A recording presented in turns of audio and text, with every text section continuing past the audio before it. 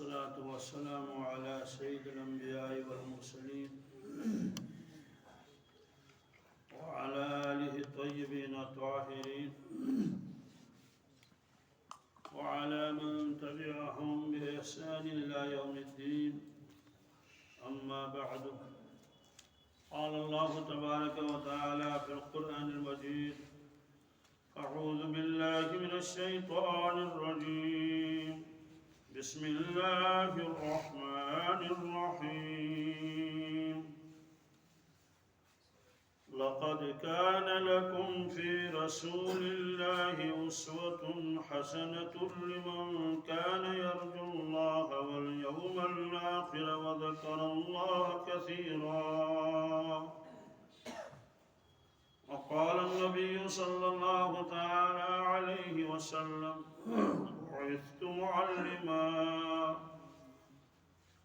أو كما قال صلى الله تعالى عليه وسلم: صدق الله المولانا العظيم وصدق رسوله النبي الأمي الكريم، ونحن على ذلك من الشاهدين والشاكرين، والحمد لله رب العالمين. اللهم صل على سيدنا محمد وعلى آل سيدنا محمد وأصحاب سيدنا محمد وبارك وسلم عليهم. اللهم صل على سيدنا محمد وعلى آل سيدنا محمد وأصحاب سيدنا محمد وبارك وسلم عليهم. اللهم صل على سيدنا محمد وعلى آل سيدنا محمد وأصحاب سيدنا محمد وبارك وسلم عليهم. وصل على جميع الأنبياء والمرسلين وعلى ملائكتك المقربين وعلى عبادك الصالحين وعلى أهل طاعتك أجمعين، وارحمنا معهم برحمتك يا أرحم الراحمين. رب اشرح لي صدري ويسر لي أمري واحلل عقدة من لساني يفقه قولي. رب يسر ولا تعسر ولا تنقص وتمم بالخير وبك نستعين. يا فتاح يا فتاح يا فتاح.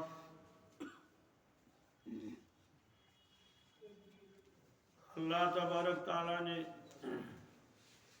تمام دنیا کے انسانوں کے لیے یہ خطاب فرمایا، اے دنیا کے انسانوں، زندگی گزارنے کے لیے تمہارے لیے میں نے ایک بہترین نمونہ تمہاری طرف بھیجا ہے،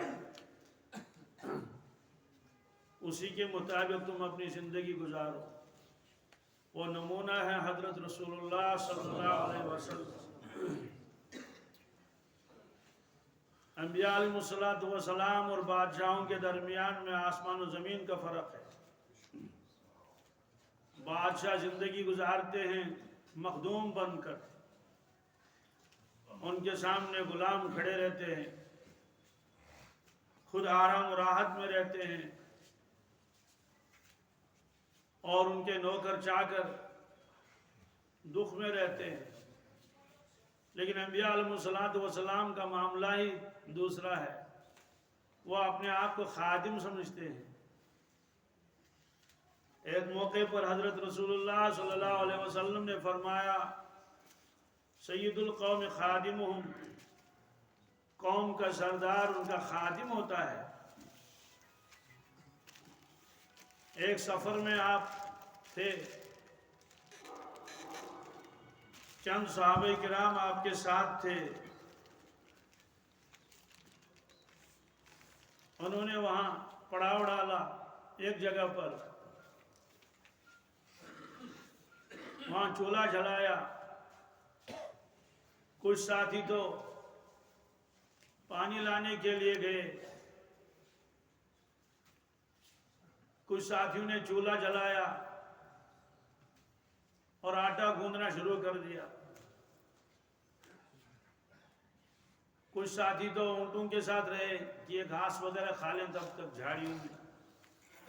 آپ صلی اللہ علیہ وسلم ایک طرف کو تشریف لے گئے. تھوڑی دیر گزری تو صحابہ نے دیکھا کہ لکڑیوں کا ایک گٹھر آپ اپنے شان مبارک پر لاد کے لا رہے ہیں اور ڈال دیا. صحابہ کرام نے عرض کیا یا رسول اللہ صلی اللہ علیہ وسلم آپ کو اس کی کیا ضرورت تھی؟ ہم کس لیے ہیں؟ ہم تو یہاں حاضر تھے، ہم یہ کام خود ہی کرتے. آپ نے فرمایا میں نے دیکھا کہ کچھ ساتھی پانی لانے کے لیے گئے، کچھ ساتھی اونٹوں کے ساتھ رہ گئے، کچھ ساتھی نے چولہا جلانا شروع کر دیا. میں نے دیکھا کہ لکڑیاں یہاں کم ہے اور میں یہاں بیٹھا ہوا تھا. میں نے سوچا کہ میں لکڑیاں لاؤں، تو جو مشکل کام تھا وہ آپ نے ذمہ لے لیا اور چپکے سے تشریف لے گئے. یہ نہیں فرمایا کہ اے صاحب میں لکڑی لانے جا رہا ہوں، آپ کو معلوم تھا یہ مانیں گے نہیں، اس لیے تشریف لے گئے اور وہاں سے لکڑیوں کا گٹھا لے کر فرمایا سید القوم خادم، قوم کا جو سردار ہوتا ہے وہ قوم کا خادم ہوتا ہے. اللہ کے نبی صلی اللہ علیہ وسلم صرف واعظ نہیں فرماتے تھے، کتابوں میں لکھا ہے میٹھے میٹھے بول تو بڑے بادشاہ بھی بولتے تھے، لیکن آپ جو کچھ فرماتے تھے اس پر عمل کرتے تھے. تو لکڑیوں کا گٹھا لے کر آئے. مجھے یقین ہے اس بات کا، آپ کو بھی اس بات پر یقین ہے. کیا یقین؟ اگر آپ درخت کی اور جنگل کی لکڑیوں کو ارشاد فرماتے اور جنگل کی لکڑیوں یہاں آ جاؤ تو وہ سب جمع ہو کر آ جاتے بطور معجزہ. لیکن آپ نے معجزہ نہیں دکھایا اس وقت، حالانکہ ایسے معجزات آپ نے دکھائے. حضرت اسامہ فرماتے ہیں رضی اللہ تعالیٰ عنہ، ہم ایک سفر میں تھے، آپ صلی اللہ علیہ وسلم کی عادت شریفہ تھی، آپ بہت دور تشریف لے جاتے تھے اپنی بشری ضرورت پورا کرنے کے لیے، لیکن اس میدان میں کوئی ایسی جگہ نہیں تھی جہاں آدمی چھپ سکے. آپ نے اسامہ سے فرمایا اسامہ وہ کنارے پر وہ درخت ہے اس کے پاس جاؤ اور اس سے کہو کہ آپ کو محمد صلی اللہ علیہ وسلم بلا رہے ہیں، انسان کو نہیں درخت کو. حضرت اسامہ گئے وہ درخت کے پاس اور اس سے کہا کہ آپ کو بلا رہے ہیں رسول اللہ صلی اللہ علیہ وسلم. معجزات میں لکھا ہے کہ وہ درخت ایسے ہلا جیسے خود کو نکالنا چاہ رہا ہے، تو ہلنے کے بعد وہ جڑوں کے سمیت نکلا اور ایسے کر کے آگے. آپ نے فرمایا اسامہ وہاں دوسرا درخت ہے، اسے بھی کہو. تو حضرت اسامہ نے اس درخت سے کہا کہ آپ کو بلا رہے ہیں رسول اللہ صلی اللہ علیہ وسلم. وہ درخت بھی آ گیا. تو یہ دونوں درخت ایسے مل گئے، ایک جھاڑی سی بن گئی. پھر آپ نے فرمایا کہ یہ جو پتھر یہاں پڑے ہوئے ہیں ان پتھروں سے کہہ دو جمع ہو جاؤ. تو وہ پتھر خود بخود جمع ہو گئے اور بالکل جیسے باغوں میں ہم لوگ بناتے ہیں وہ رکھوالی کرنے کے لیے چھوٹا سا جھونپڑا سا، ایسا جھونپڑا سا بن گیا. آپ اس میں تشریف لے گئے، اپنی ضرورت پوری کر لی، واپس تشریف لائے. آپ نے حضرت اسامہ سے فرمایا کہ اسامہ درخت سن تو کہہ دو اپنے اپنی جگہ پر جاؤ. بھائی آپ اس کو نیچے رکھ لو، مجھے اسے الجھن ہو جاتی ہے، ایک کافی ہے. درختوں سے کہا اپنی جگہ جاؤ، تو درخت اپنی جگہ پر چلے گئے جیسے تھے وہی. ورنہ پتھروں سے کہو اپنی جگہ جاؤ، پتھر اپنی جگہ پر چلے گئے، کیونکہ اس وقت اسی چیز کی ضرورت تھی. تو درخت بھی آ گئے. تو کیا جنگل کی لکڑیوں کو آپ فرماتی ہیں لکڑیوں جمع ہو جاتا، کیا جمع نہ ہوتی؟ ہو جاتی جمع. لیکن آپ کو دکھانا تھا امت کو، دیکھو خادم اس کو کہتے ہیں. اس لیے اللہ تعالیٰ نے فرمایا کہ دنیا کے لوگوں ایسی زندگی جیسی زندگی حضرت رسول اللہ سے گزاری ہے، تم ایسی زندگی گزار لو، تم میرے محبوب بن جاؤ گے. یہ میرے محبوب ہیں. لگتا ہے کہ وہ مخدوم بننے کے لیے خادم ہی بن کے لیے آئے، تشریف لائے. اور کھانے کی باری ہوتی تھی، پہلے مہمانوں کو کھلاتے تھے، آخر میں خود کھاتے تھے. غزوہ خندق کا واقعہ مشہور ہے، آپ حضرات جانتے ہیں. وہ خندق کیا چیز ہے؟ پورے قبائل جمع ہو گئے تھے ایک ساتھ کہ یکبار کی حملہ کرنا ہے مدینہ طیبہ پر. یہ خبر جب رسول اللہ صلی اللہ علیہ وسلم سنی، آپ نے صحابہ کرام کو جمع فرمایا، کیا کریں، کیسے دفاع کریں. تو سارے قبائل جمع ہو رہے ہیں. مدینہ طیبہ کے اوپر ایک بار یہ حملہ کریں گے اور جتنی آبادی وہاں ہے سب کو ختم کر دیں گے. ظاہر سی بات ہے جب وہاں کوئی رہے گا ہی نہیں تو اسلام کہاں پھیلے گا. تو آپ نے صحابہ کرام کو جمع فرمایا کہ رائے دے دو. سب نے اپنی رائے دے دی. رائے دینے والوں میں ایران کا ایک صحابی بھی تھا. ایران کا پرانا نام فارس تھا، بعد میں اس کا نام بدل دیا گیا. وہ ایران کا جو صحابی تھا اس کا نام مبارک ہے سلمان فارسی رضی اللہ تعالیٰ. جب ان کی باری آئی آپ اپنی رائے دے دیں، رائے پیش کریں. انہوں نے عرض کیا یا رسول اللہ صلی اللہ علیہ وسلم، ہمارے ملک میں یہ دستور ہے جب کوئی بڑا قبیلہ چھوٹے قبیلے پر حملہ کرتا ہے، بیٹے اس کو نیچے رکھ دو، بس تم نماز پڑھ لو، ریل مت اٹھاؤ. جو بھی آتا ہے بس ریل اٹھانا شروع کر دیتا ہے. بات سن لو دین کی غور سے. کہ حضرت ہمارے یہاں دستور ہے جب بڑا قبیلہ بڑی بستی چھوٹی بستی پر حملہ کرتی ہے اور وہ چھوٹی بستی دفاع کرنے سے عاجز ہوتی ہے تو ہم اپنے اس بستی کے ارد گرد خندق کھودتے ہیں. اتنی گہری خندق کہ جو اس میں گر جائے تو چڑھ نہ سکے اور اگر اس کو پار کرنا چاہے تو پار نہ کر سکے. آپ نے فرمایا بالکل رائے درست ہے، اس کے علاوہ اور کوئی چارہ نہیں ہے. ہم مدینہ طیبہ کے ارد گرد یہی خندق کھودیں گے. خندق کھودی شروع ہو گئی. 5 کلومیٹر تقریباً خندق لمبائی ہے اور گہرائی اتنی کہ جو وہاں جائے تو خود نہ چڑھ سکے، سیڑھی لگانی پڑے. اور چوڑائی اس میں اتنی تھی گھوڑ سوار بھی اگر اس کو پار کرنا چاہے تو پار نہ کر سکے. اس میں آپ صلی اللہ علیہ وسلم نے خود بھی آپ نے شرکت کی. یہ نہیں کہ آپ نے فرمایا خیمہ لگا لو میں دیکھتا رہوں گا اور دعا کروں گا. دعائیں تو کرتے ہی تھے آپ، لیکن آپ نے 10 آدمیوں کے لیے جگہ متعین کی. 10 آدمی یہاں سے یہاں تک کھودیں گے، 10 آدمی وہاں سے وہاں تک کھودیں گے. اس طرح سے 10 آدمیوں کو زمین تقسیم کی گئی اور اپنے ساتھ 9 آدمیوں کو لے لیا. خود 10 تھے، یہ نہیں کہ وہ 10 تو ہم 11 تھے، نہیں. اور اس میں آپ نے خود بھی کھدائی کی ہے. بہادر بھی تھے نا، یہ بھی سمجھ لو. یہ تصور میں نہیں لکھنا کہ اللہ کے نبی ایسے ہوں گے جیسے آسے مبارک دست مبارک میں اور جھکے چل رہے ہوں جیسے ہمارے بزرگ چلتے ہیں. ایسے نہیں. وہ تو آسے شریف آپ کا ایسا نہیں جس پر بوئے ڈال دیتے. وہ تو آسا ایسا ہے جیسے خطبہ کی 2 لاٹھی ہوتی ہے، بہت کاموں کے لیے آتی تھی. آپ بہادر تھے. دنیا کے اندر 4000 آدمی جوانوں کی طاقت آپ کو ملی تھی، جسمانی. روحانی طاقت کا تو کوئی اندازہ ہی نہیں. اور اس کا اظہار بھی کبھی کبھی کرتے تھے. ایک موقع پر ایک سواری تھی، 3 سوار باری باری چلتے تھے. سفر لمبا تھا. حضرت علی رضی اللہ تعالیٰ عنہ اور ایک صحابی ان کے ساتھ تھے اور رسول اللہ صلی اللہ علیہ وسلم. تو آپ چل رہے تھے سواری کے اوپر. اب باری ہے دوسرے ساتھی کی.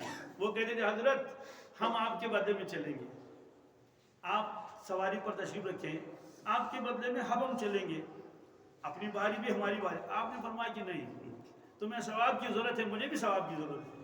سبحان اللہ، ثواب کی ضرورت. کیا عاجزی اور کیا انکساری جس کے صدقے میں جنت بنی ہے. وہ فرماتے ہیں کہ میں ثواب سے بے نیاز نہیں. فرمایا تم مجھ سے بہادر نہیں، تم مجھ سے زیادہ طاقتور نہیں. اس لیے آپ نے فرمایا نہیں میں چلوں گا. کیا گزرتی ہوگی دلوں پر صحابہ کرام کے. ہمارا آپ پیدل چلتے رہے اور ایک ساتھ بھی اس اونٹ پر ہیں. تو اس موقع پر آپ خود کھودتے تھے اور چادر مبارک ادھر رکھی تھی. اور جب جو خندق تھوڑی گہری ہو گئی، سیڑھی لگانی پڑی. تو سیڑھیوں پر چڑھ کر یوں اٹھا کے یوں مٹی مدینہ طیبہ کی طرف ڈالتے تھے. وہاں گرد و غبار بہت ہوتا ہے، اس کا تو یہاں تصور بھی نہیں. حضرت مولانا علامہ ابن عبدالعزیز مکی رحمۃ اللہ کا انتقال ہوا. مدینہ طیبہ میں ان کو دفن کیا گیا. جنازے میں میں نے شرکت کی اور دفن میں بھی. ایسا گرد و غبار تھا، بالکل کوئی قریب نہیں جا سکتا تھا. لوگ زبردستی کے کر دی. گرد و غبار کیسا تھا؟ لوگ مٹی ڈال رہے تھے. تو وہاں مدینہ طیبہ میں بہت گرد و غبار ہوتا ہے، اس لیے گرد و غبار تھا. داڑھی مبارک پر گردہ اور سینے مبارک پر. تو آپ اٹھاتے تھے وہ باٹی میں اور جو بھی ٹوکرا ہو اس میں مٹی اٹھا کے مدینہ طیبہ کی طرف جو حصہ تھا ادھر ڈالتے تھے. کچھ گردہ واپس آتا تھا، کچھ مٹی واپس آتی تھی. فرماتے تھے اللہم لا عیش الا عیش الآخرہ فاغفر الانصار والمہاجرہ. یا اللہ آرام کی زندگی تو بس آخرت کی زندگی ہے، اور یا اللہ میرے مہاجرین اور انصار کی مغفرت فرما. ایسی قربانیاں انہوں نے دی. ہمیشہ صحابہ کرام کے ساتھ محبت رکھنی چاہیے، ان کی عظمت دل میں ہونی چاہیے اور ایصال ثواب بھی کرنا چاہیے۔ ان کی قربانیوں کی وجہ سے تو ہم کلمہ پڑھتے ہیں، اگر وہ ہم جیسے ہوتے شاید سمندر سے اس پار کو اسلام نہ آتا۔ کیوں نہیں آتا؟ سب اپنے کاروبار میں لگے رہتے، وہ کہتے بھائی میں تو بزنس آدمی ہوں، بھائی میں تو سرکاری ملازم ہوں، بھائی میرا تو کاروبار بہت لمبا ہے، کس کو فرصت ہے؟ تو سب اپنے کاروبار میں لگے رہتے، دوسرے ملک میں کوئی نہیں جاتا۔ اس کے ایصال ثواب کرنا چاہیے، ان کے نام پر قربانی کرنی چاہیے اور صدقہ خیرات دینا چاہیے، کبھی تلاوت کر کے ان کا ثواب پہنچانا چاہیے، اور اگر حج کیا ہے اپنا فرض حج تو کبھی نفل حج عمرہ کر کے ان کو ثواب پہنچانا چاہیے، اور درود شریف میں ان کو یاد رکھنا چاہیے، اللہم صلی علی سیدنا محمد وعلی آل سیدنا محمد وصحبہ سیدنا محمد وبارک وسلم علیہ، ان کو جوڑنا چاہیے درود شریف کے اندر، ان کو شامل کرنا چاہیے۔ تو بہرحال اسی میں آپ کا دست مبارک زخمی بھی ہو گیا، صحابہ کرام گھبرا گئے، یہ کیا ہوا؟ اللہ کے نبی کا دست مبارک زخمی ہو گیا، کیوں کہ کدال آپ کے ہاتھ میں تھے، یوں مار رہے تھے، یوں مار رہے تھے، وہ ٹکرا گیا چٹان کے ساتھ، تو چٹانیں بھی نکلتی تھی وہاں، یہ نہیں کہ صرف مٹی تھی، مٹی اور پتھر، اور اسی میں کئی نمازیں قضا بھی ہو گئی۔ جب دیکھا صحابہ گھبرا گئے اور دست مبارک زخمی ہو گیا، خون نکل رہا ہے، تو آپ نے اپنے دست مبارک کی طرف اشارہ کر کے فرمایا حل انت الا اصبع دمیتی وفی سبیل اللہ ما لقیتی، فرمایا انگلی مبارک سے، فرمایا گھبرانے کی کوئی بات نہیں، صحابہ کو سنا رہے انگلی مبارک کو فرمایا کوئی گھبرانے کی بات نہیں ہے، آپ تو انگلی ہی تو ہیں، انگلی ہی تو جو اللہ کے راستے میں زخمی ہو گئی، یہ فرما کر اس کے اوپر پٹی لگا لی۔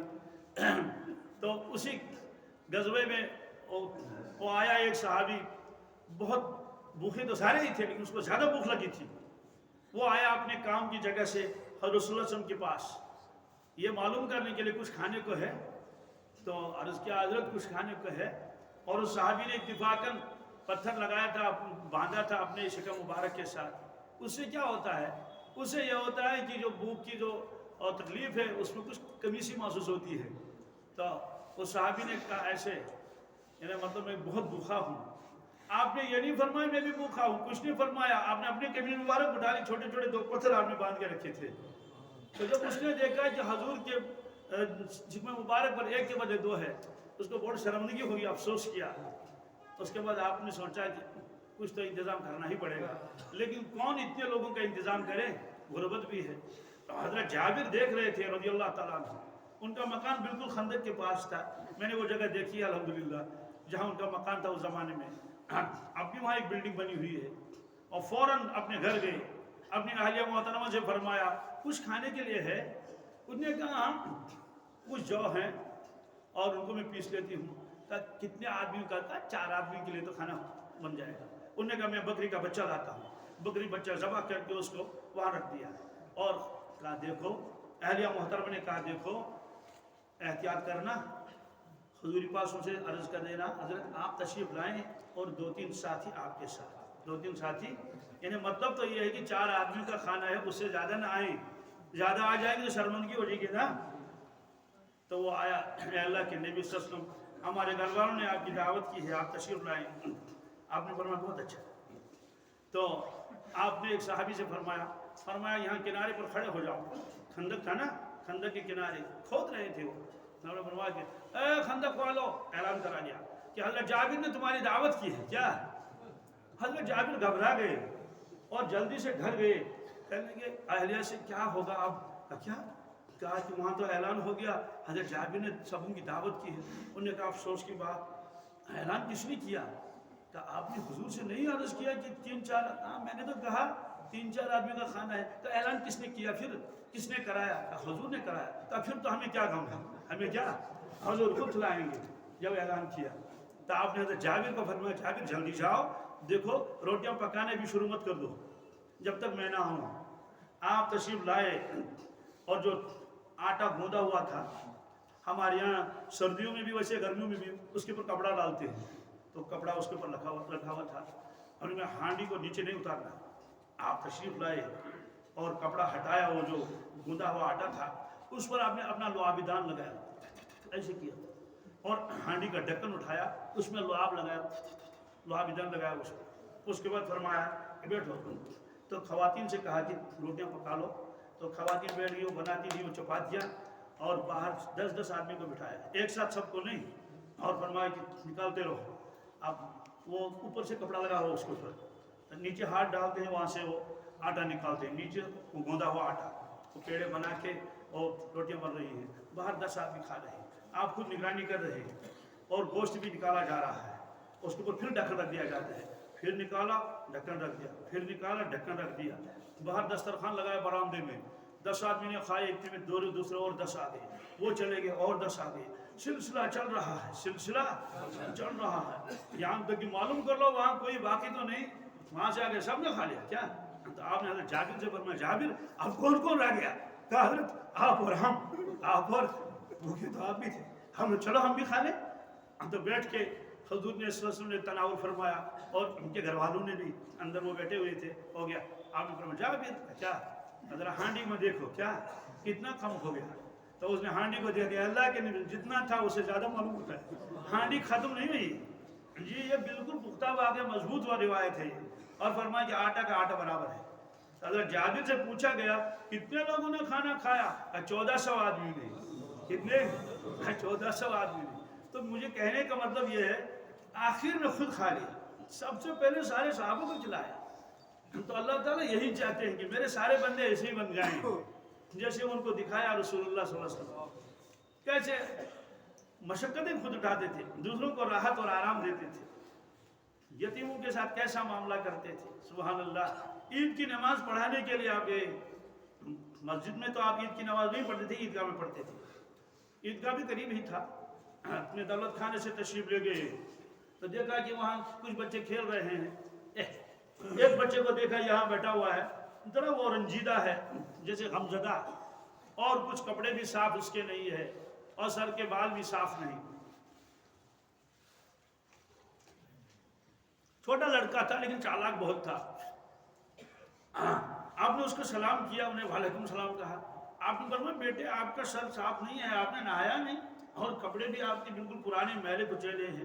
انہوں نے کہا میں یتیم ہوں، نہ میرا باپ ہے نہ میری ماں ہے. کیا؟ دونوں کا انتقال ہو گیا. آپ عیدگاہ تشریف نہیں لے گئے کہ مجھے عید پڑھانی ہے وہاں لوگ نہیں. آپ اس بچے کا ہاتھ پکڑ کر واپس اپنے گھر تشریف لائے، اور حضرت عائشہ صدیقہ سے فرمایا کہ اس کو نہا لو، چھوٹا لڑکا ہے اور کپڑا تو گھر میں ہے ہی نہیں. فرمایا دیکھو حسن اور حسین، کیونکہ یہ اتنا ہی بہت چھوٹا تھا، کہ ان دو میں سے کسی کا ایک قمیض جو بھی ہو جو اس کے برابر آ جائے اس کو پہنا دو. تو اس چھوٹے بچے سے کہا تمہارا باپ نہیں ہے. کہا تمہارا باپ آج سے میں ہوں، محمد تمہارا باپ ہے. اور فرمایا یہ تمہاری ماں ہے، حضرت عائشہ صدیقہ. اس کے بعد تب تک وہیں رہے جب تک اس کو نہایا، سر دھو لیا، اور اس کے بعد نکلے چلو اب عیدگاہ میں لگائیں گے. تو دوسری قمیض لگا دی اس کو، حضرت حسن کی یا حسین کی، دو میں سے ایک رضی اللہ عنہما. تو اس کے بعد تھوڑی دیر چلے، حسن حسین بھی ساتھ ہے نا، ان کو بھی جانا ہے عیدگاہ نانا کے ساتھ. تو وہ جو چھوٹا تھا تو اس کو کندھے پر اٹھایا یتیم کو، اور ایک ہاتھ میں وہ تھا اور دوسرا حضرت حسن ایسے چل رہا تھا. حسین کا دستوار پکڑ کے عیدگاہ میں آئی. کس میں؟ اب سب لوگ دیکھ رہے ہیں، تو وہ بچے بھی دیکھ رہے ہیں، چالاک تو بہت تھے. کہے گا واہ کاش ہم بھی یتیم ہوتے. کیا چھوٹے کہ حضور ہم کو کندھے پر اٹھاتے. دوستوں آپ صرف تقریر نہیں کرتے تھے، آپ عملاً دکھاتے تھے کہ یوں کرنا ہے اور ایسے کرنا ہے اور ایسے کرنا ہے. عجیب عجیب سبحان اللہ، عقلیں حیران ہو جاتی ہیں. اس طرح سے آپ نے دکھایا یتیموں کے ساتھ کیا سلوک کرنا ہے، غریبوں کے ساتھ کیا سلوک کرنا ہے. ہمسایوں کے پاس جاتے تھے خبرگیری کرنے کے لیے. بکری ذبح کیا آپ نے ایک مرتبہ، یہودی قریب میں رہتے تھے، آتے ہی پوچھا کہ آپ نے گوشت تقسیم کیا؟ جی کیا. یہودی کو بھیجا. کس کو؟ کیا حضرت بھیجا؟ ان کا خیال رکھنا ان کا. یہودی کو عالم و دشمن بھی بہت تھے. تو ایک یہودی لڑکا خدمت کرتا تھا، کبھی کبھی آتا تھا رسول اللہ کی خدمت میں. تو ایک دو روز ہو گئے، وہ 2-3 روز ہو گئے، وہ نظر نہیں آ رہا ہے. آپ نے فرمایا کہ 2-4 روز ہو گئے، کتنے دن ہو گئے، وہ لڑکا نظر نہیں آ رہا ہے. لوگوں نے عرض کیا حضرت وہ تو بیمار ہے. فرمایا بیمار ہے؟ حضرت چلو عیادت کے لیے. وہاں پہنچے تو وہ تو بیچارہ بستر میں تھا. تو اس کے سرانے بیٹھے اور اپنا دستی مبارک اس کے سر پر رکھا اور کچھ دم بھی کیا اس سے. اور اسے فرمایا بیٹے کلمہ پڑھ لو، بیٹے کلمہ۔ اب وہ باپ کی طرف دیکھ رہا ہے اور گھبرا رہا ہے، تو باپ تو یہودی ہے نا، تو حضور نے فرمایا کہ بیٹا کلمہ پڑھ لو، کلمہ۔ اب وہ باپ کی طرف یوں دیکھ رہا ہے، تو باپ نے اسے کہا یا بنیا اتی ابو القاسم۔ یہ ابو القاسم کہتے تھے رسول کو، کہ محمد کہنا ان کو اچھا نہیں لگتا تھا، یہ محمد کے معنی آتے ہیں قابل تعریف، کیا، اس لیے ابو القاسم۔ ابو القاسم اس لیے کہتے تھے، رسول اللہ صلی اللہ علیہ وسلم کے ایک صاحبزادے کا نام تو قاسم تھا، اس لیے اس کی طرف نسبت کرے ابو القاسم، قاسم کے والد سے کرے یا بنیا اتی ابو القاسم، میرے بیٹے ابو القاسم کی بات مان لو، مطلب تو ہے کہ میں ناراض نہیں ہو جاؤں گا۔ تو اس نے کلمہ پڑھ لیا۔ آپ نے فرمایا الحمدللہ یہ آگ سے بچ گیا، آگ سے۔ اب دیکھیے ورنہ کہتے ہیں یہودی بچہ دیکھیں گے کبھی کبھار، وہاں تشریف لے گئے۔ اب آگے دو روایتیں ہیں، ایک تو یہ ہے کہ اسی وقت اس لڑکے کا انتقال ہوا، ایک تو یہ ہے کہ اس کے بعد میں انتقال ہوا۔ تو یہودی رونے لگا، ظاہر سی بات ہے بیٹا اس کا ہے نا، تو بیٹے کا انتقال ہو گیا۔ اب یہودی لوگ تلاش کرنے لگے کہ بھئی اس کو غسل دیں گے، وہ دیں گے۔ آپ نے فرمایا قوموا عنی، فرمایا کہ بھئی یہاں سے راستہ چھوڑو، یعنی دور ہو جاؤ۔ کیوں؟ کہا ہم خود غسل دیں گے، ہم خود۔ تو آپ نے صحابہ کو فرمایا اس کا انتظام کر لو، تو اس کو غسل دے دیا گیا۔ آپ نے فرمایا میں نے جنازہ خود پڑھاؤں گا، کیا؟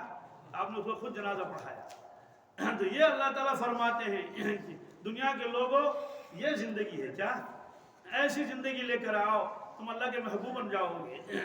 وہ یہی چاہتے تھے، کسی کو دھوکہ نہیں، کسی پر ظلم نہیں۔ آج خواتین پر کتنا ظلم ہوتا ہے، روتی رہتی ہیں فون پر کہ شوہر نے یوں مارا اور یوں مارا۔ ایک خاتون میرے پاس آئی، برقع اوڑھی ہوئی تھی اور ایک ہاتھ ایسے تھا برقعے کے اندر ہی۔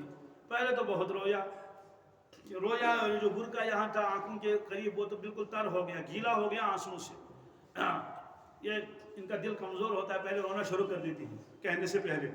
تو میں نے اس سے کہا بہن اب تو نے بہت رویا، یہ تو بتاؤ کہ معاملہ کیا ہے؟ تو کہنے لگی کہ ہے خدایان جو سورے سوزمتش، کیا یعنی اللہ نے بہت کچھ دیا۔ میں نے کہا شکر ہے اللہ تعالیٰ کا، ورنہ عورتیں بہت کم شکر کرتی ہیں۔ کہتے ہیں ہومن سے اشن کی ہی، کہنے اللہ نے بہت کچھ دے رکھا ہے، یعنی مال دولت بہت ہے، لیکن شوہر جو ہے وہ شرابی ہے، کیا وہ شراب پیتا ہے۔ تو شراب پی کر گھر آ کر کیا تہجد پڑھے گا، نماز پڑھے گا، بیوی بچوں کو نصیحت کرے گا، بس وہی پھوڑ پھوڑ کرے گا کہ وہ شراب پیتا ہے۔ کل اس نے میری پٹائی کی اور اس کا ہاتھ بازو ٹوٹ گیا تھا۔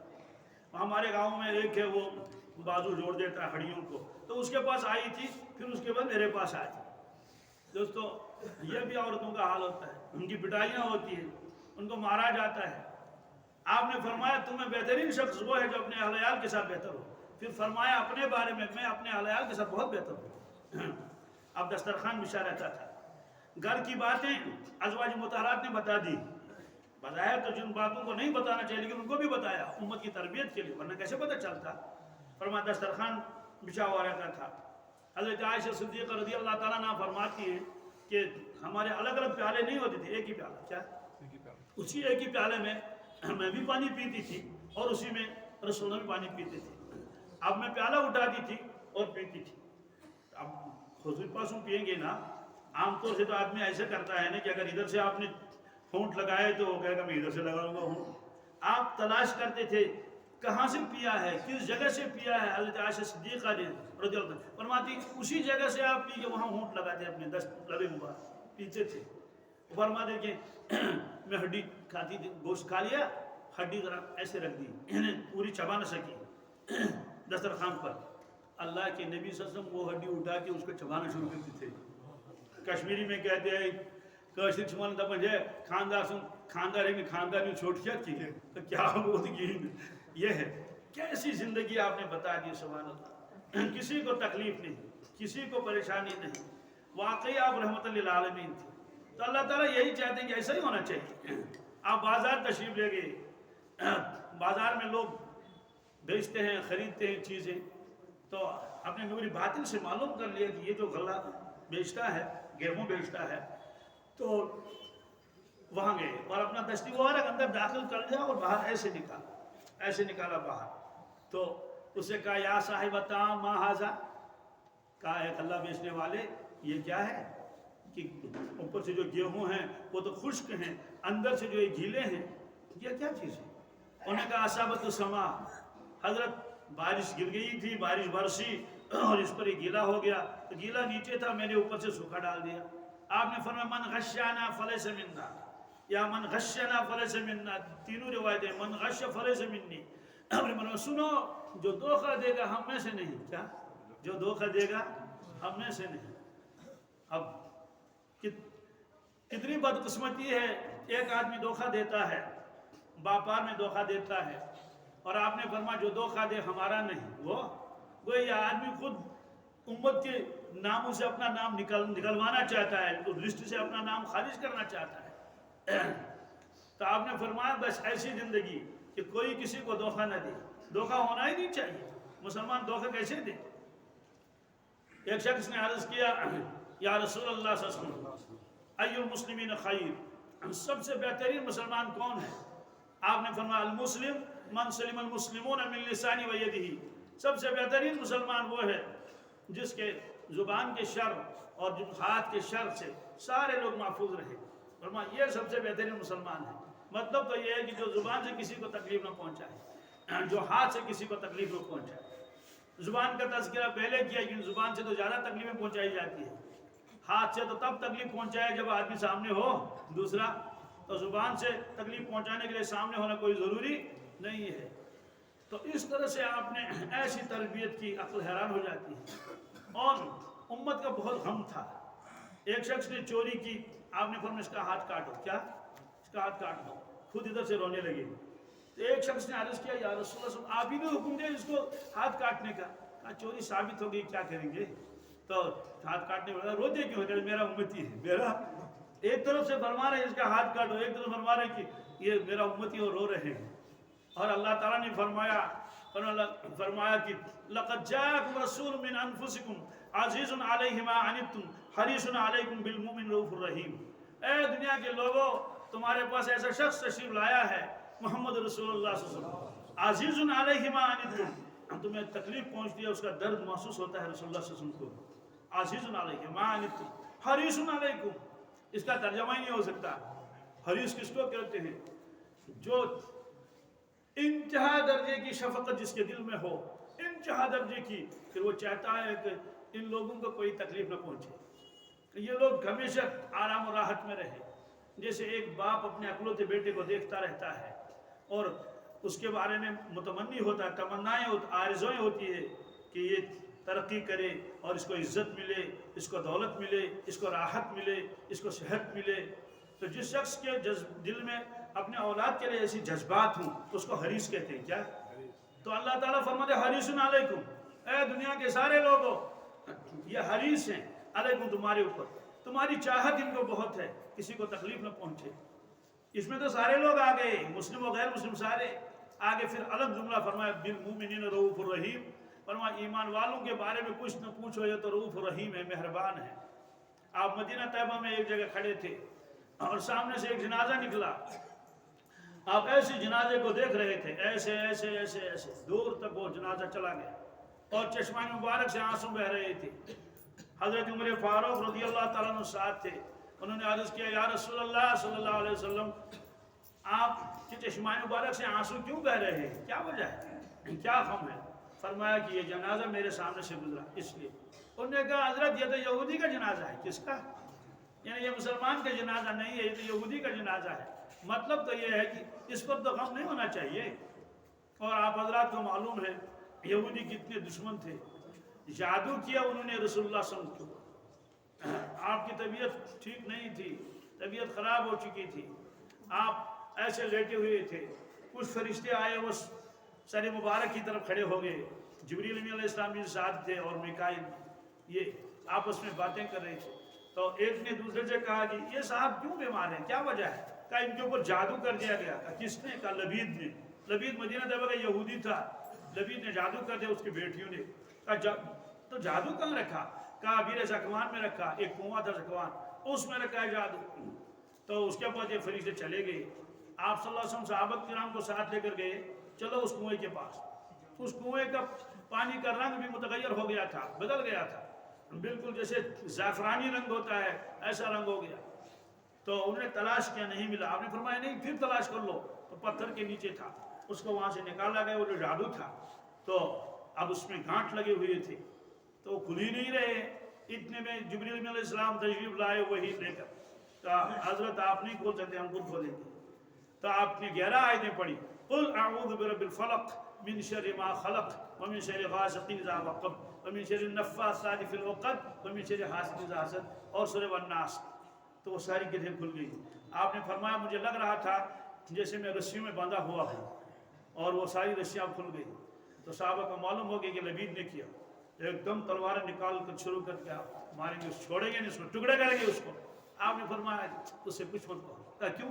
کہا مجھے تو صرف اس سے غرض ہے کہ مجھے صحت ملے. کیا مجھے تو شفا مل گئی, اس سے کچھ مت کہو, کچھ کہو ہی مت اس سے. ہاں تو بہرحال آپ تشریف لائے. یہودی نے آپ کی دعوت کی, اور دعوت کرنے کے بعد جب دسترخوان بچھایا گیا انہیں بکری ذبح کی تھی. اللہ کے نبی صلی اللہ علیہ وسلم نے تناول کرنا شروع کر دیا. ایک لقمہ اٹھایا, اپنے دہانی مبارک میں رکھا اور چبانا شروع کر دیا, پھر نکالا واپس رکھ دیا اسی کے اوپر. تو ساتھ میں ایک صحابی تھے حضرت بشر ابن برا رضی اللہ تعالیٰ عنہ, اس سے فرمایا بشر تم بھی نکالو. ہم نے کہا کیوں؟ کہا حضرت فرمایا کہ کھانے میں زہر ملا ہوا ہے. کیا؟ یعنی گھر والوں نے جان بوجھ کر کھانے میں زہر ملایا ہے گوشت میں. اس نے عرض کیا حضرت آپ کو کس نے کہا؟ کیا وہی نازل ہوئی؟ آپ نے فرمایا نہیں. کہا گوشت نے مجھ سے کہا, گوشت نے مجھ سے کہا مجھے مت کھائیے, مجھ میں زہر ملا ہوا ہے. تو پھر آپ نے وہ روٹی نکالی. تو یہودی ایسے خطرناک تھے. تو ان کے کسی شخص کا جنازہ نکل رہا ہے تو خوش ہونا چاہیے, غمزدہ ہونا چاہیے؟ ہم تو خوشی ہو جائیں گے نا, بھائی دشمن مر گیا. تو آپ کے چشموں اور آنسو بہہ رہے تھے. تو حضرت عمر فاروق نے عرض کیا یہ تو یہودی کا جنازہ ہے. فرمایا ابن الخطاب, کیا اے خطاب کے بیٹے, یہ تو میں بھی جانتا ہوں کہ یہودی کا جنازہ ہے. پھر غم کیوں ہے؟ فرمایا اولاد آدم ہے. کیا یہ اولاد آدم ہے, اس لیے اللہ تعالیٰ نے فرمایا دنیا کے لوگوں یہ رحمت للعالمین ہے. جتنا امتی ان کے قریب جائے گا وہ رحمت بنے گا. اگر بیٹا ہے تو باپ کے لیے رحمت ہوگا, ماں کے لیے رحمت ہوگا, اپنے بڑوں کے لیے رحمت ہوگا, چھوٹوں کے لیے بھی رحمت ہوگا. اگر دکاندار ہے وہ بھی رحمت ہوگا سب کے لیے. عجیب تھے صحابہ کرام, سبحان اللہ. ایک یہودی ایک دکاندار کے پاس گیا غلہ لینے کے لیے, گیہوں گندم.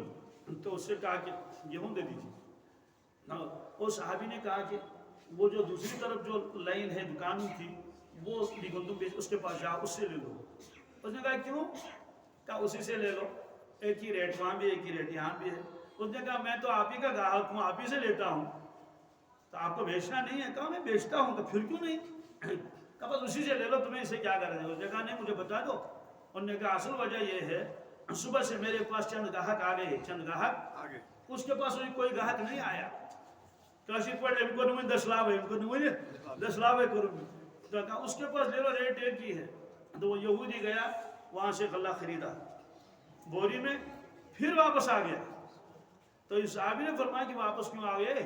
انہوں نے کہا کہ لیا غلہ کا غلہ لیا. پھر کیوں آ گئے؟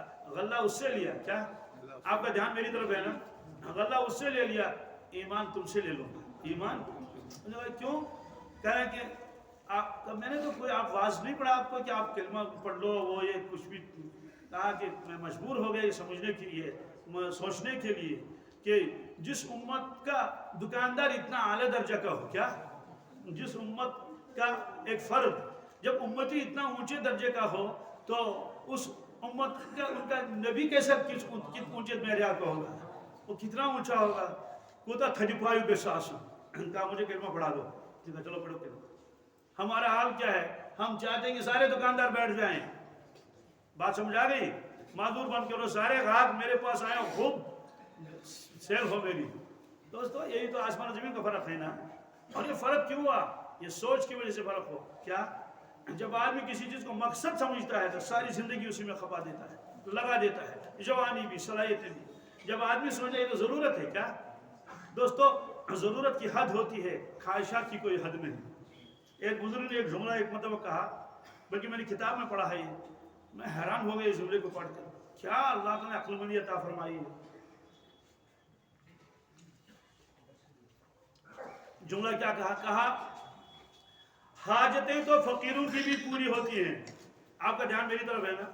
حاجت میں نہیں ضرورت، حاجتیں تو فقیروں کی بھی پوری ہوتی ہیں، چاہتیں تو بادشاہوں کی بھی ادھوری رہتی ہیں، چاہتیں تو دوستو ایک ہے ضرورت پورا کرنا ہے کہ چاہت، ضرورت کیا ہے؟ روٹی کپڑا اور مکان، مکان بھی ہونا چاہیے، گاڑی بھی ہونی چاہیے، یہ ضرورت ہے کیا؟ یہ پوری ہو جائے گی کسی نہ کسی حد تک، لیکن چاہتیں یہ کبھی پوری نہیں ہوں گی، ہو ہی نہیں سکتا، کیونکہ چاہتوں کا میدان ایسا ہے اس کو کوئی کنارہ ہی نہیں ہے۔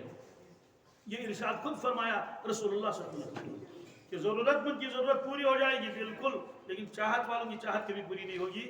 تو جب ہماری چاہت ہو کہ دنیا ہمارا مقصد بن جائے گا، وہ پورا ہی نہیں ہوگا کبھی، اس لیے ہم چاہیں گے کہ سارے بیٹھ جائیں، صرف میرا کاروبار چلے، باقی اگر ختم بھی ہو جائیں تو اچھا ہے۔ آپ نے ایسے شخص کے بارے میں فرمایا لو کان ابن آدم وادیہ من الذهب والفضة لابتغى ثالثا، اگر بنی آدم کے پاس، ایک شخص کے پاس دو وادیاں ہوں، سونے کی اور چاندی کی، سونے اور چاندی کی دو وادیاں ہوں، لابتغى ثالثا، آپ نے فرمایا بخدا وہ تیسری تلاش کرے گا، یہ تیسری وادی تلاش کرے گا، تیسری کہاں ہے، اور اگر تو تیسری دیں گے تو چوتھی تلاش کرے گا، چوتھی کہاں ہے، چوتھی انہیں کہے گا کم از کم لوکیشن تو بتا دو ہے کہاں پہ۔ تو سوال اس کا پیٹ نہیں بھرے گا، ہمارے کہ ولا یملأ جوف ابن آدم الا التراب، بنی آدم کے علاوہ اور اس کے ولا یملأ بنی آدم کا پیٹ کوئی نہیں بھر سکتا، کوئی چیز الا التراب، قبر کی مٹی، کیا یعنی جب آدمی مر جائے گا قبرستان میں اس کو دفن کر دیا جائے گا، اوپر سے مٹی ڈال دی جائے گی، تب اس کا پیٹ بھر جائے گا۔ تو صحابہ کرام سمجھتے تھے یہ دنیا تو ایک ضرورت ہے، وہ اس کو مقصد نہیں سمجھتے تھے۔ اس لیے قرآن پاک میں دو قسم کی آیتیں ہیں، عقل حیران ہو جاتی ہے، ہمارے لیے الگ حکم ہے، ان کے لیے الگ حکم ہے۔ سوال کیا؟ ہمارے لیے حکم یہ ہے یا ایھا الذین آمنوا لا تلہکم اموالکم ولا اولادکم عن ذکر اللہ ومن یفعل ذلک فاولئک هم الخاسرون۔ اللہ تعالیٰ یہ نہیں فرماتے یہ دنیا کے لوگوں، اے ایمان والو، کیا یا ایھا الذین آمنوا، اے ایمان والو، لا تلہکم اموالکم ولا اولادکم عن ذکر اللہ، دیکھو تمہارا مال اور تمہارے اولاد، پہلے مال کا تذکرہ کیا کیونکہ مال کے اندر آدمی زیادہ مشغول رہتا ہے بنسبت اولاد۔ لا تلہکم اموالکم ولا اولادکم عن ذکر اللہ، اللہ کی یاد سے تم کو غفلت میں نہ ڈالے، یعنی ایسا ہوگا یہ تم غفلت کے شکار ہو جاؤ گے۔ ومن یفعل ذلک فاولئک هم الخاسرون، جو شخص ایسا کرے گا وہ نقصان اٹھائے گا۔ یہ آیت تو ہمارے لیے ہے، لیکن صحابہ کرام کے لیے یہ آیت نہیں ہے، ان کے لیے دوسری آیت ہے، کیا رجال لا تلہیکم تجارت ولا بیع عن ذکر اللہ وإقام الصلاة وإیتاء الزکاة یخافون یوما تتقلب فیہ القلوب والابصار۔ ان کے لیے کیا فرمایا اللہ تعالیٰ نے؟ رجال، یہ ایسے اشخاص ہیں، یہ ایسے مرد مومن ہیں، لا تلہیہم تجارت ولا بیع عن ذکر اللہ، یہ تجارت کرتے ہیں، خرید فروخت کرتے ہیں، لیکن ان کی تجارت ان کو اللہ کی یاد سے غافل نہیں کرتی، بالکل نہیں، ایسا استہزار ہے آخرت کا۔ سوال ہے کہ یہ کیفیت کیوں ہے؟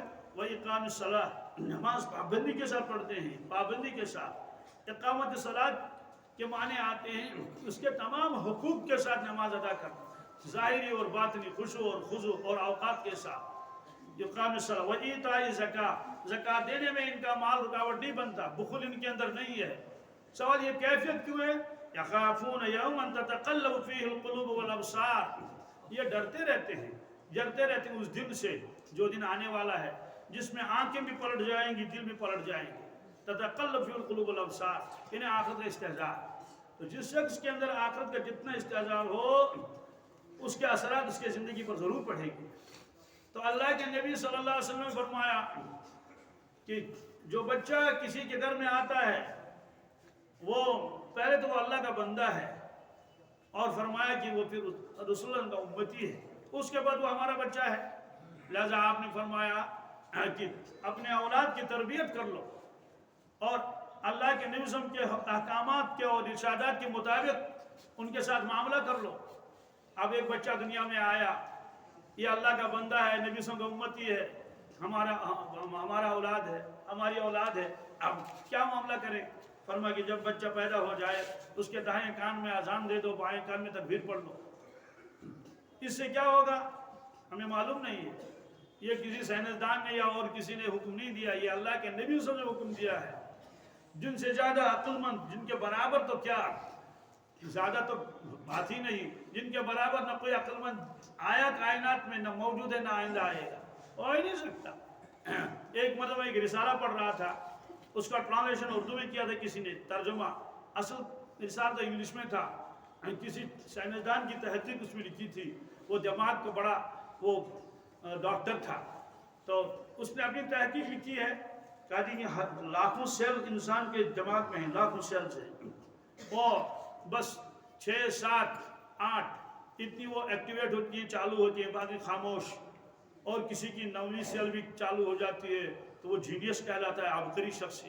تو اس نے لکھا ہے دنیا میں ایک شخص ایسا آیا ہے جس کی ساری سیلیں چالو تھی، کیا وہ لکھا ہے کہ اس کا نام محمد ہے۔ یہ میں نے خود پڑھا ہے، میں نے تو اردو پڑھ لیا تھا، اس کا ٹرانسلیشن نہیں کیا تھا، اصل کتاب انگلش میں ہے۔ پھر نے یہ بھی کہا تھا کہ ایسے شخص کو وہ چیزیں نظر آئیں گی جو عوام کو نظر نہیں آتی، جو عوام کو نظر، ظاہر سی بات ہے فرشتے بھی نظر آئیں گے، دوسری چیزیں بھی نظر آئیں گی۔ آپ تشریف فرما تھے، جبریل امین علیہ السلام تشریف لائے اپنے حجرے خاص میں، حضرت عائشہ صدیقہ رضی اللہ تعالی عنہ کی حجرے میں، تو حضور نے فرمایا یا عائشہ ھذا جبرائیل یقریک السلام، یعنی یہ جبریل امین علیہ السلام یہاں تشریف رکھتے ہیں، آگے ہیں، ایک سلام تو انہوں نے حضور صلی اللہ علیہ وسلم کو کیا، اور الگ سے ایک سلام کیا تھا عائشہ صدیقہ کو الگ سے، انہوں نے کہا یہاں جبریل بیٹھا ہوا ہے آپ کو سلام کہہ رہا ہے، اس نے کہا وعلیہ السلام ورحمۃ اللہ وبرکاتہ، عرض کیا یا رسول اللہ انک ترى ما لا نرى وتسمع ما لا نسمع انک ترى ما لا نرى وانک تسمع ما لا نسمع، آپ دیکھتے ہیں وہ چیزیں جو ہمیں نظر نہیں آتی، آپ نے گوش مبارک سے وہ کچھ سنتے ہیں جو ہم نہیں سنتے۔ آپ نے فرمایا ایک موقع پر لو تعلمون ما اعلم لضحكتم قليلا ولبكيتم كثيرا، لوگوں جو میں جانتا ہوں اگر تم جانو تو ہنسو گے کم اور رو گے زیادہ۔ تو آپ کو اللہ نے ایسا فہم عطا فرمایا تھا، تو آپ نے فرمایا بچے کے کان میں اذان دے دو، فلاں فلاں بیماری سے محفوظ بھی رہے گا۔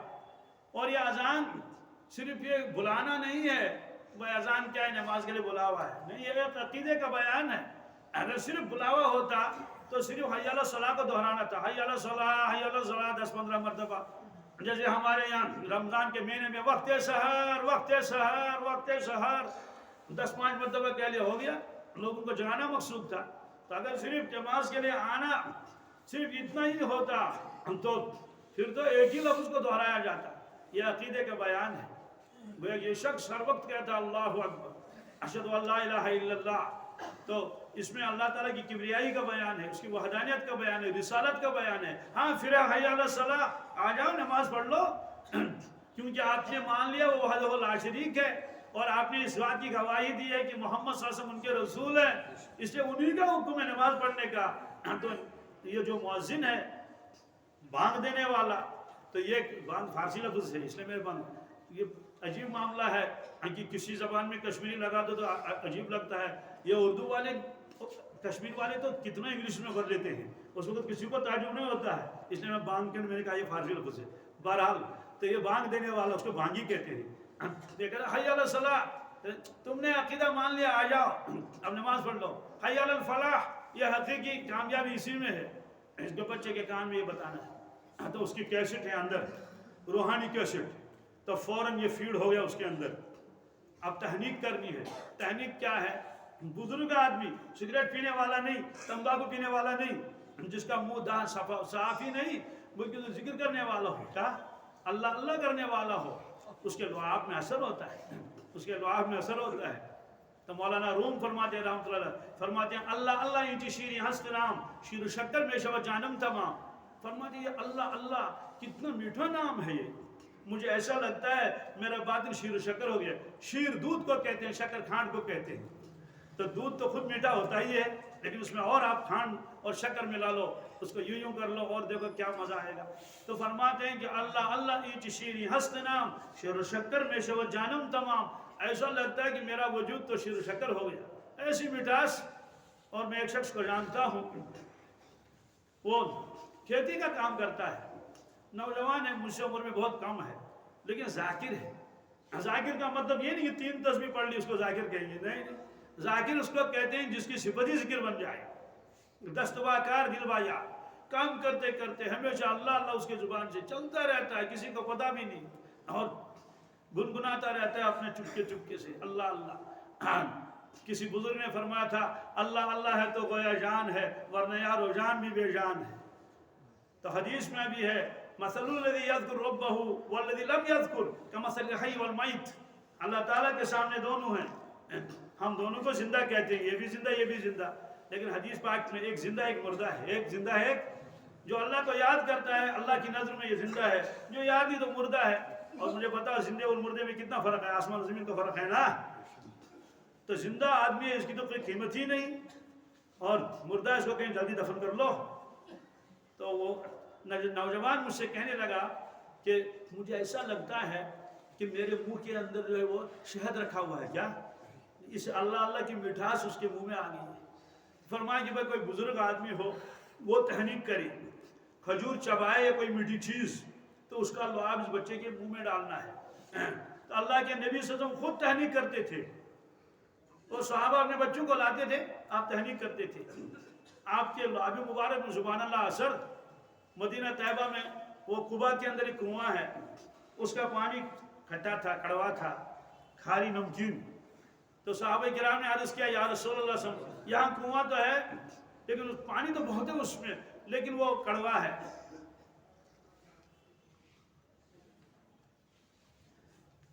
آپ وہاں تشریف لے گئے، اسی سے پانی نکالا، اسی کنویں سے، تو کلی کر کے پھر کلی اسی میں ڈال دی، فرمایا اب نکالو۔ اب جب نکالا تو پانی میٹھا ہو گیا تھا۔ عجیب بات یہ ہے وہ کنواں آج بھی ہے، اور الحمدللہ میں نے اس کنویں سے کئی مرتبہ پانی پیا ہے۔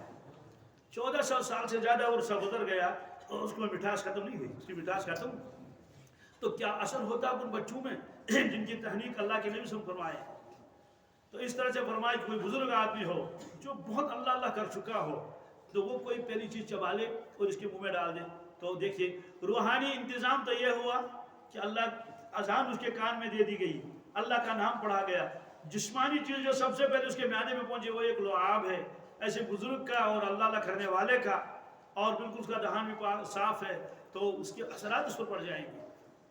یہ تربیت کا معاملہ ہے۔ آپ نے فرمایا بچہ جو بڑا ہو جائے گا تو اس کو اللہ اللہ کرنا سکھاؤ، پھر جب اور بڑا ہو جائے گا تو اس کو کہانیاں سناؤ۔ حضرت مولانا ابوالحسن علی ندوی رحمۃ اللہ علیہ نے کتاب لکھی ہے قصص النبیین۔ فرمایا میں نے دیکھا چھوٹے بچے تو کہانیوں کو بہت پسند کرتے ہیں نا، وہ تو ہم بھی پسند کرتے بھی تھے، آج بھی کرتے ہیں، کوئی کہانی سنا لو۔ تو بہرحال میں نے دیکھا کہ وہاں جو ان کے ہاتھوں میں کتابیں ہیں، اس میں لکھا ہے بلی کا واقعہ اور تھرسٹی کرو اور کیا کیا گریڈی ڈاگ وغیرہ، یہ ساری چیزیں عربی میں ہوتی تھی، اور کئی بھالوں کا قصہ کہیں۔ حضرت نے فرمایا میں نے سوچا کہ میں بچوں کے طرز پر کیا کہانیاں لکھ دوں، کس کی؟ انبیاء علیہ السلام کی، کس کی؟ آپ وہی اسی انداز سے وہ کتاب اتنی مقبول ہو گئی، بعد میں اہل عرب نے بھی اس کو نصاب میں شامل کر لیا۔ نصاب میں شامل کرنا یہ کوئی معمولی بات نہیں، نصاب نے سیلیبس میں وہ شامل کتاب ہو گئی۔ انہوں نے کہا جب بچوں کو کہانی سنانی ہے تو موسیٰ علیہ السلام کی کہانی کیوں نہ سنائیں، یوسف علیہ السلام کی کہانی کیوں نہ سنائیں، وہی جو قرآن پاک میں ہے، احادیث میں ہے۔ تو اس طرح فرمایا کہ میں بچوں کو کہانیاں سنا لو، یہ سخاوت کے واقعات اور شجاعت کے واقعات اور عبادت کے واقعات، تو ان کے ذہن اس کو قبول کر لیں گے۔ یہ واقعہ سنانے ہیں۔ پہلے زمانے میں ہمارے بڑوں کو بڑی فکر ہوتی تھی اپنے بچوں کی تربیت کی کہ ہمارا بیٹا سخی بن جائے۔ اب سخی کیسے بن جائے؟ بیٹا سخی بن لینا، بہت سخاوت، کوئی ایسا نہیں، عملاً دکھاتے تھے۔ بہت سارے ہوتے ہیں خود سگریٹ پیتے ہیں، بچے سے کہتے ہیں بیٹے تم سگریٹ کبھی نہ پینا، وہ کہتے ہیں ابو تم تو خود پیتے ہو مجھے کیا کہتے ہو۔ تو اس سے کوئی تربیت نہیں ہوتی عملی اعتبار سے۔ عملی اعتبار سے تربیت کیسی ہوتی تھی؟ فقیر آیا دروازے پر